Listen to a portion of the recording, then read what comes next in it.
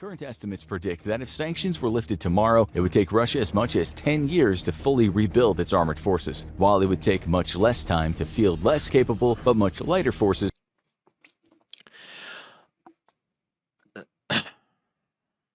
So that's kind of a misleading statistic, I think, a little bit.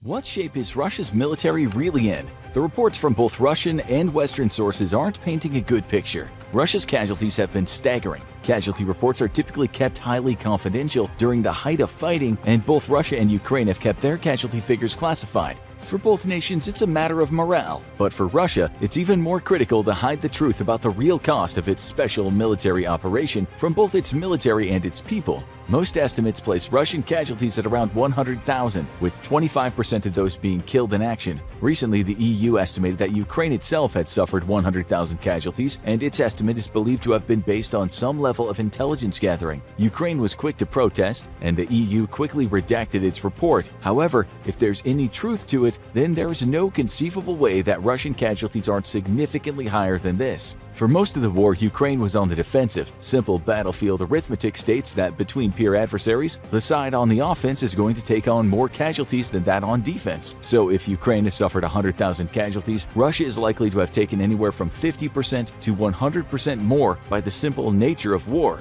Further exaggerating Russian casualty figures, though, are non-combat injuries and deaths. Ukrainian forces started out the war relatively poorly armed and equipped, with only some Ukrainians being properly equipped. However, after a massive rallying effort by the West, the average Ukrainian unit is better equipped than its Russian counterpart, and it's not just weapons we're talking about. Famously, Russian units assaulting Kyiv complained about a lack of food and water. Russian invaders were seen looting food and drinking water from stores, and when Ukrainian units defeated Russian forces or forced them to retreat, they often discovered inadequate and expired rations. To an outside observer, that should raise some red flags, considering that there's plenty of websites selling authentic Russian military rations online. As usual, deeply rooted corruption is to blame, but food and water haven't been the only casualties of bad Russian logistics. With winter setting in, both sides require winter gear in large quantities. The West was anticipating this need and was able to fully supply Ukraine with all the winter kit its troops would need. When Russia went to ship winter gear down to its own troops, it discovered in early October that as much as 1.5 million winter uniforms had been misplaced. State Duma Deputy Andrei Gurylev was quoted as saying, "It's still unclear to me where 1.5 million sets of uniforms that were stored at the points of reception of personnel have gone. Today we have problems with the form." The problem I have with Infographics Show is that they haven't really talked about the state of the Ukrainian military much. Because, like, we did the Willy OAM thing a week or so ago. Oh, geez. Streaming is a long job. Anyway, we did the Willy OAM thing a week or so ago, and talked about a rather sad state for a lot of Ukraine's units, too. So,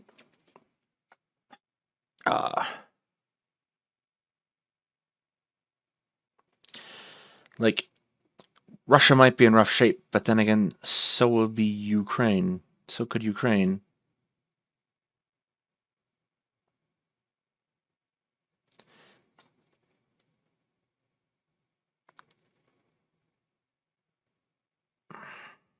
And then with something else. It was all there. Where did it disappear to? No one anywhere can explain this in any way. Gurylev, however, should have not been as surprised as he appeared to be, given that corruption in the Russian army is rampant and stealing supplies is basically a tradition. During the wars in Chechnya, Russian soldiers would strip their own vehicles of valuable wiring and sell it in local markets. They'd even steal large amounts of ammunition, grenades, and even RPGs to sell them at the local markets, even though most of that equipment would end up being used against their comrades. Any missing gear would simply be chalked up to clerical errors or destroyed in combat, with armory personnel fully in or intimidated into the grift. There is some concern that Russian soldiers are not properly equipped or fed for wintertime conditions. One video making the rounds from a Ukrainian drone shows strong evidence of what might be hypothermia amongst Russian troops. In the video, the Ukrainian drone drops a grenade into a mass of sleeping Russian soldiers who are huddled together for warmth. When the grenade explodes, though, only one of the soldiers attempts to get up out of the hole, with the rest barely showing any signs of life. Many observers have pointed out the poor quality of winter gear the soldiers are wearing in the video, and that it would take something extreme like hypothermia to simply not react to a grenade exploding literally right next to you. As winter intensifies, a lack of protective equipment is going to take an even greater toll on Russian soldiers, especially as Vladimir Putin and his generals plan a major offensive to try to knock Ukraine off its heels. Russian equipment isn't faring much better, though. Shortly after the start of the war, it became clear that Russian incompetence and corruption had taken a serious toll on its equipment stockpiles. Vehicles were famously abandoned on the side of the road because of one fatal flaw: their tires. Many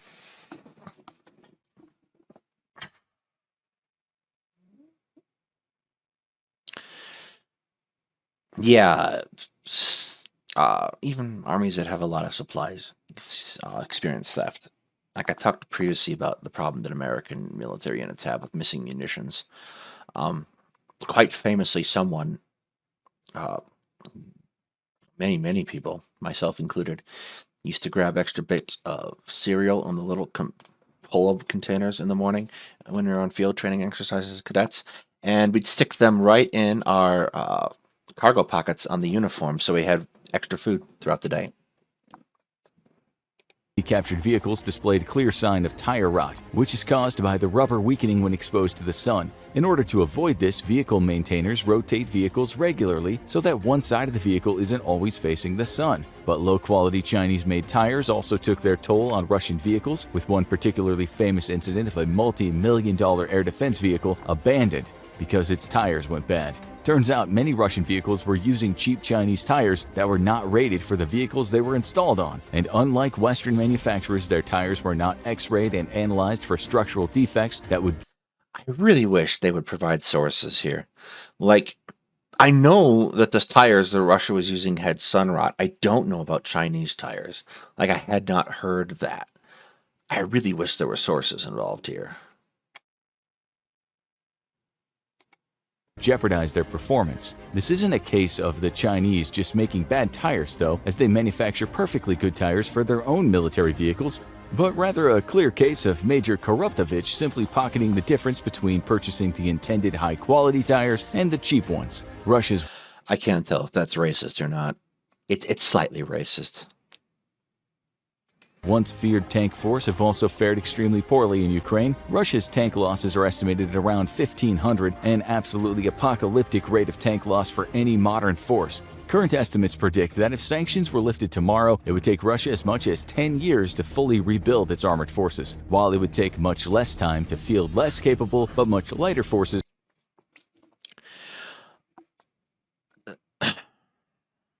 So that's kind of a misleading statistic, I think, a little bit. Russia has a lot of tanks, a whole lot of tanks. I don't even think they... I can't spell today.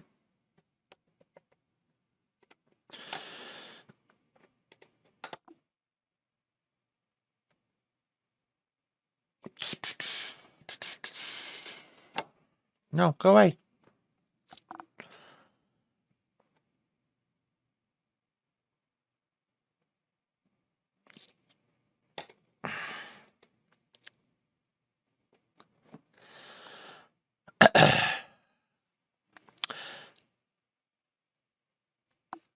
Russia has a lot of tanks.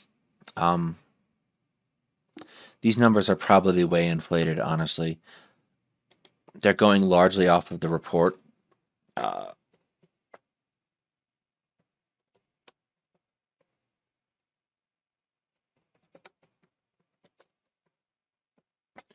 And these numbers are also probably inflated as well. That number might be accurate. Troop losses. 3,290 tanks. That's a lot of tanks. It's certainly a long time to rebuild, but you're looking at a massive stockpile. And even if we assume that this number is half of that, 4,000 tanks is still quite a lot. That's 3,000 tanks in a year. A lot of damage can be done in a whole nother year of fighting. It's important to remember when talking Russian reconstitution that the nation is still the world's second largest arms exporter and has great industrial capability to rebuild. But that itself is contingent on many factors. Not least of all is the fact that sanctions have taken a deep bite out of the Russian economy, with the economy fallout only set to worsen over time. Russia's GDP is expected to shrink by 3% this year alone, and its inflation rate could hit 14% or higher again next year. Even more troubling, the EU has imposed a ban on most Russian energy exports and capped the price of Russian oil at $60 a barrel. While the rest of the world is not beholden to this cap, many who are closely aligned with the West are expected to abide by it. Even more importantly, though, anybody who imports Russian oil via Western infrastructure or on ships insured by Western firms is legally beholden to the price cap. The move is going to take a serious bite out of Russia's finances, whose economy is disproportionately dependent on the energy sector, with as much as 60% of the government's revenues coming from the sale of energy exports. Further, sanctions on technological goods needed for modern weapons makes reconstitution of forces a more difficult and much lengthier affair. The problem with Russian armor, though, isn't limited to the difficulties in replacing them. Russian tanks have proven to be fundamentally flawed when facing modern threats. Today's anti-tank missiles typically... In fairness, I don't think if you shot a Javelin at a Leopard or a Abrams, the Abrams or Leopard would fare nearly as well as people think. attack in top attack mode, meaning they pop up into the sky when fired and come down directly on top of the tank's thinner turret roof armor. This is a significant problem for Russian tanks, as their autoloaders use a carousel mechanism to store the ammunition that rings the turret, meaning a direct hit that penetrates the armor will explode all of the ammunition, instantly disintegrating the crew and sending the turret flying. This may not be as big of a problem when facing enemy tanks, but with the propagation of modern ATGMs in today's battlefield, it has made Russian tanks death traps for their crews. Ironically, a Russian tank today may be safer facing off against a peer tank than light infantry, precisely because of the ATGM threats. Russia's issues with tanks also highlights another major problem with Russia's military, which has yet to be addressed. Long believed to be a capable modern combined arms army, Russia has proven that it is in fact incapable of fighting using modern doctrine. At the start of the war, Russian tanks...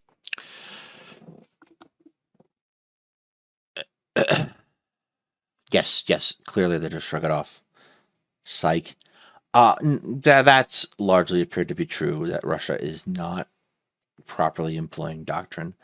I get why it's happening now, at such a high force turnover from before. I don't get why it would have happened at the outset of the conflict, which is a theoretically well-trained army.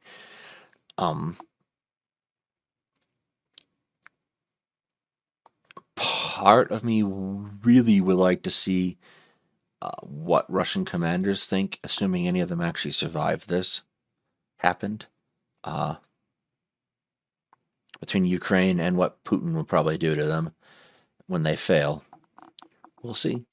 Tanks operated unsupported by friendly infantry, which left them extremely vulnerable to hunter-killer anti-tank teams. Since then, things haven't improved very much, and the influx of 300,000 poorly trained conscripts isn't going to make Russian doctrine change anytime soon. Russia pretended to be a combined arms army, but today the illusion is shattered and Russia can no longer keep up the facade. This means that ironically, Russia's forces are faring better today than they were 6 months ago. Playing to its true strengths, Russia has reverted back to its old doctrine of using artillery.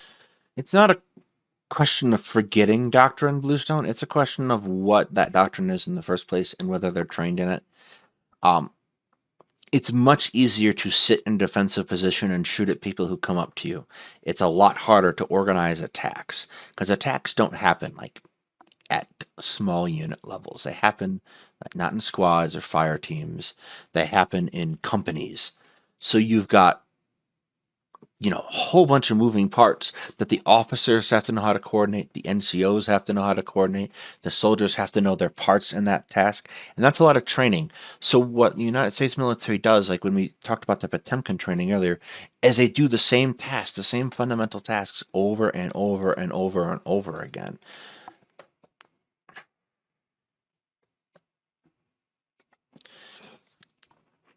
Oh, they changed it. Anyway. This might be the Marines version of it, or it might be the Army's. Hang on. Yeah, this is the right one. It's just an old copy.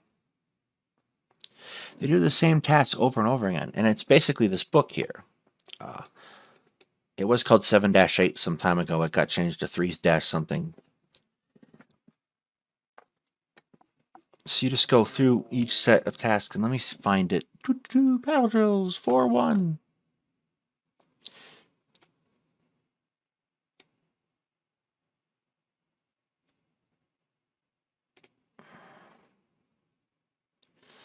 315. Also, you gotta love these old style animations in Army manuals.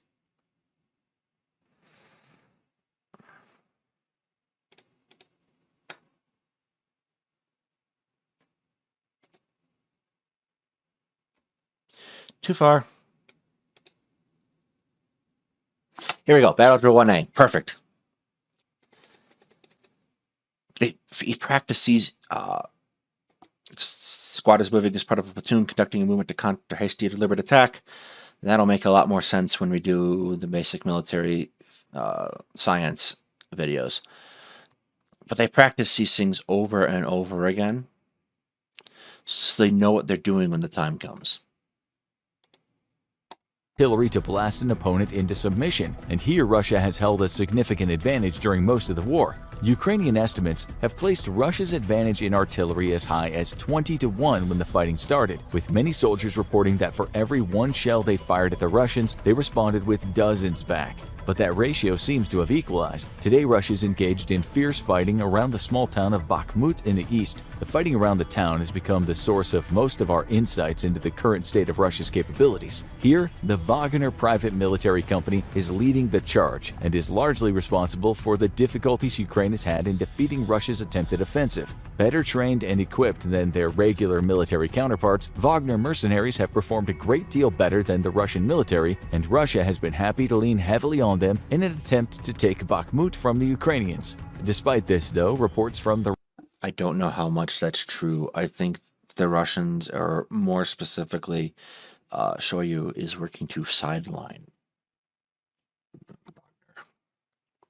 Russian military bloggers themselves indicate that Russia's artillery advantage is rapidly eroding. It's not that they're running out of guns, though certainly their artillery forces have suffered greatly with the introduction of American M777s, Excalibur precision rounds, and HIMARS. Rather, Russia is running out of ammunition. Both sides are expending thousands of shells a day, but Russia has suffered catastrophic losses in equipment thanks to Western intelligence and precision HIMARS strikes against its ammunition depots. When the weapon system was introduced into the theater in mid-summer, the Ukrainians scored some very high-profile victories by destroying massive ammo dumps used by the Russians that were situated well behind the front lines. Out of range of conventional artillery, HIMARS's range of up to 40 kilometers puts these ammo dumps at risk.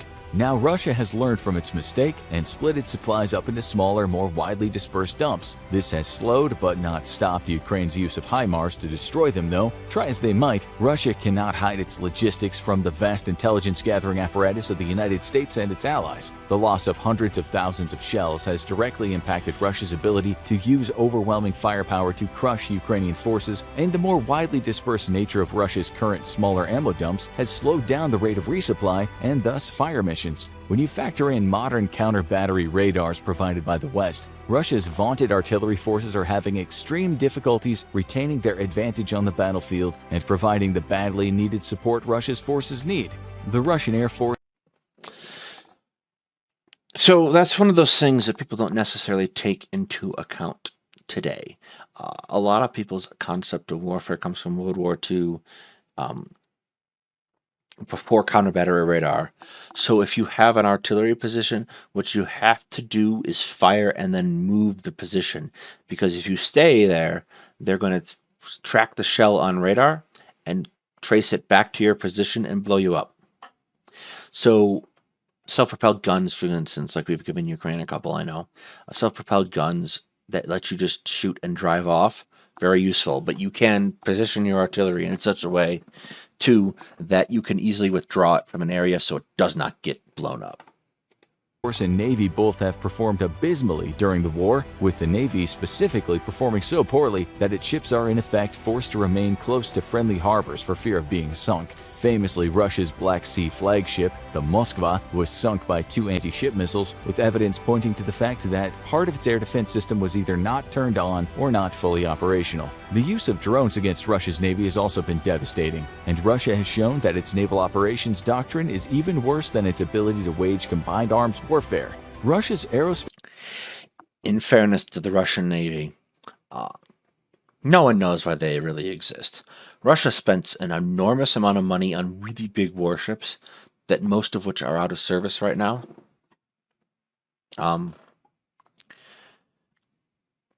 most of which are out of service right now, and I don't know why. Like, Russia has a land access to most of Europe, theoretically, and most of Asia. And the Navy, the surface Navy anyway, was just built to support the Army. So big ships don't make a lot of sense. Destroyers and frigates and corvettes make a lot of sense, but not big ships, not cruisers and aircraft carriers. Space forces, though, have been famously missing from the fight in Ukraine, with many wondering why that is. Despite having the world's second largest air force, Russia has been unable to establish air superiority over Ukraine, let alone air dominance. This is largely in part due to the fundamentally flawed nature of Russian air doctrine. Expecting to go to war against superior Western air forces, Russian air forces are designed to gain air superiority over limited parts of the front at once, and to operate with the direct support of ground-based air defenses. This means Russia has two glaring deficiencies. First, if divorced from ground air defenses, Russia's fighters cannot guarantee security for Russian attack aircraft or for the ground forces they're meant to protect from an enemy attack. This is not as big a deal in Ukraine, as Ukraine's own air force is roughly on technological parity with Russia's. However, against Russia's air force probably is ahead. What they have is a lot of airframes that are modified versions of fairly famous Russian fighters, like the MiG-29 and Su-27. So you have like the Su-33, MiG-31, etc., etc., etc. NATO's superior aircraft and avionics, unsupported Russian fighters are at serious risk. The second deficiency in Russia's air forces, though, is the inability to conduct deep strike operations. While Russia is certainly capable of launching long-range attack munitions from deep behind friendly lines, it's almost wholly incapable of penetrating even Ukraine's air defenses to strike at targets in the enemy's rear areas. So Russia has a very large fleet of bombers, usually made by the company Tupolev, like the Backfire and Bear and a whole bunch of them. And the bombers were essentially designed to counter American carriers. So they go up and you launch a squadron or two of bombers, and they all carry cruise missiles, and they fire all the cruise missiles at carriers, and they go back home. And so, like, to counter that, we built things like the F-14 with very long-range abilities to intercept bombers before they get close enough to fire missiles, etc., etc., etc. So the Russians are using those bombers to strike targets, but they're not necessarily precision strikes. What we're talking about here is flying a smaller attack fighter like a MiG-29, for instance, into an area and dropping a bomb on a target that the pilot has verified in kind of a close air support fashion or kind of a very direct fashion. That they probably are having a very hard time doing because of Ukrainian air defenses. However, I don't think Ukraine has the air defense capacity to actually stop those bombers from those larger bombers from being able to drop cruise missiles on them. This means that Russia is incapable of rapidly responding to threats as they appear and capitalizing on targets of opportunity the way the U.S. Air Force is able to. One reason for this is that Russia does not operate dedicated suppression of enemy air defense aircraft. In the U.S., Wild Weasel aircraft and pilots are specially modified and trained to hunt down enemy air defenses and wipe them out with specialized weapons. Russia does not have a similar capability, leaving SEAD missions in the hands of average pilots who must complete a very lethal mission without the right training and tools. This is again by design, as Russia never expected to use its air forces in deep strike roles against NATO forces. Secondly, Russia lacks the ability to rapidly conduct target damage assessments, a critical requirement for modern air forces. The ability to rapidly assess how effective a strike mission was allows for quick follow-on attacks to finish the job while the target is vulnerable, or to avoid wasteful expenditure of additional munitions. Ukrainian sources estimate that Russia can take as much as 2 days to conduct a damage assessment on a target, and has launched repeated volleys on destroyed targets on multiple occasions. Russia's air force has in effect been reduced to airborne artillery, lobbing long-range munitions from behind front lines. Ukraine is too. That we know is true from the report about a month or two back that came out about the Russian Air Force and the need for more air defense systems to take care of loitering munitions. Incapable of bringing its air force to bear on frontline targets due to Russian air defenses, which is why the war has been defined by World War I trench combat. Today, Russian forces seem to have slowed Ukraine's counteroffensive down to a mere crawl. The problem I have with that statement is that Ukraine is also sitting in the trenches, so they lack the ability to get out. They're lacking the ability to break out And I'm not entirely certain what would give them that ability. Probably more artillery, more tanks, more infantry fighting vehicles. But there are other problems. I'll finish this. Hang on. Flux of 300,000 conscripts combined with winter weather, making the terrain too muddy to drive on, and a necessary operational pause for Ukraine to regroup and rest its forces have given Russia some breathing room. But Russia has been forced to send these conscripts to combat poorly trained and unprepared, as opposed to the 6 months or so of training that Ukraine's You gotta be kidding me. These graphics are just ridiculous. own conscripts drafted at the start of the war have completed under the supervision of Western training staff. To make matters even worse, Russia has sent much of its own training staff to the front. This means that what conscripts do get training are getting it from inexperienced trainers. Poorly trained conscripts are not good for offensives, meaning that Russia will likely be able to present significant challenges to Ukraine's continued offensive, but be incapable of carrying out any of its own. It'll have to rely on regular army units to do that, and that means pulling them from the front to allow for reconstitution of forces and to give them a badly needed rest. With a second draft expected in January and strong indications that Russia will attempt another major offensive around that same time, the next few months will likely decide the fate of the war. But one thing is for sure, as it stands, Ukrainian armed forces are in far better shape to continue the fight than Russia's own. Now, cure your boredom with the huge problem.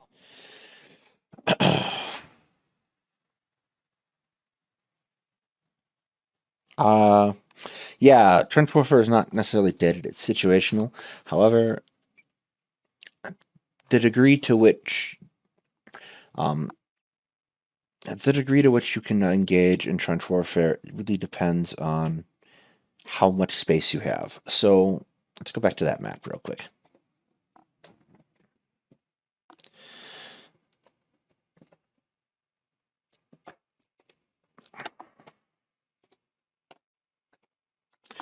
So this map's kind of helpful in a lot. I do detest how many ads there are, but this map's kind of helpful in a lot of ways. Let's just take a look down here, for instance. This is Kherson, and you see there's a river that runs all the way out to the Black Sea here. Or more accurately, I don't know. Anyway. The blue areas are areas that Ukraine took back after Russia retreated past them. Russia retreated past onto the river. This is a very difficult river to cross famously, like basically becomes a lake here anyway, in Zaporizhia. This is very difficult to cross river anyway. So the river works now to Russia's advantage, because you go back earlier in the war, back over here, and Ukraine was just absolutely popping off and destroying huge Russian units.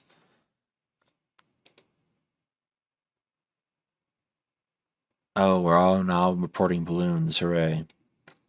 Anyway, Russia was getting huge units destroyed earlier in the war trying to cross the river. So this is all basically dead front until the Ukrainians can force a crossing. So this doesn't count anymore. It shortens the Russian lines considerably.